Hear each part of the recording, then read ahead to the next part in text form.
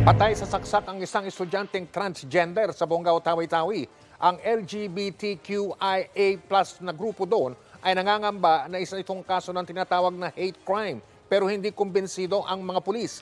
Mayroon daw silang ibang anggulo na tinitignan. Narito ang pagtutok ni June Veneracion. Kilala sa kanilang lugar sa Bonggao, Tawi-Tawi, si Khalid Nain Abdul Gajir o Kai bilang masayahing bata.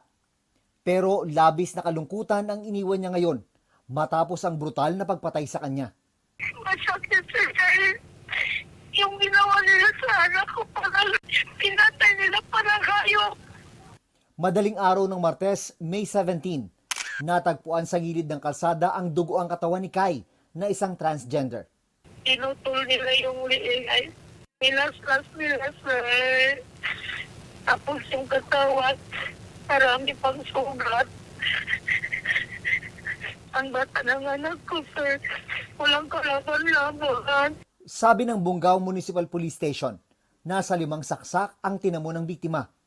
May malalim na sugat din daw ito sa leeg.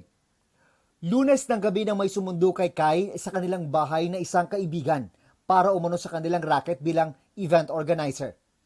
Kinabukasan ng madaling araw, natagpuan na siyang patay. Nawawala ang kanyang cellphone. May mga persons of interest na raw ang pulisya. Isa po sa anggulo po namin is yung dahil po sa selos at isa naman po ay dahil po sa kanilang hanap buhay.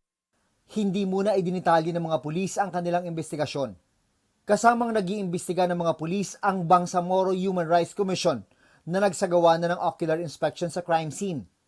Magsasagawa rin ng motu proprio investigation ang Commission on Human Rights. Tinitignan po namin dito, ini-examine po namin, pinag-aaralan po namin yung kaso kung saan po yung aming opisina ay pwedeng mag-provide ng any form of assistance. Labis na ikinabahala ng LGBTQIA+ community ang nangyaring krimen sa Bonggao, Tawi-Tawi. Panawagan nila sa mga otoridad, tutukan ito para mabilis na marisolba at malaman ang punot dulo ng krimen. Nangangamba raw ang mga LGBTQIA+ groups na baka hate crime ang nangyari. May chilling effect po kasi ang krimen pong ito ay nangyari ng kasagsagan po ng selebrasyon towards fight against discrimination towards trans, bisexual, and LGBTIQ community. Pero base sa mga nakalap na ebidensya ng pulisya, malabo ang anggulong hate crime. Ang malaking posibilidad po kasi na miyembro din po nila yung Pero under investigation po sir. May sinasabi po kayo, may posibilidad na kamiyembro din po nila yung may gawa. Isa po yun sa anggulo namin sir. June Veneracion, nakatutok, 24 oras. Hindi natutulog ang mga balita. Kaya para sa pinakasariwang balita, mag-subscribe kayo sa aming YouTube channel.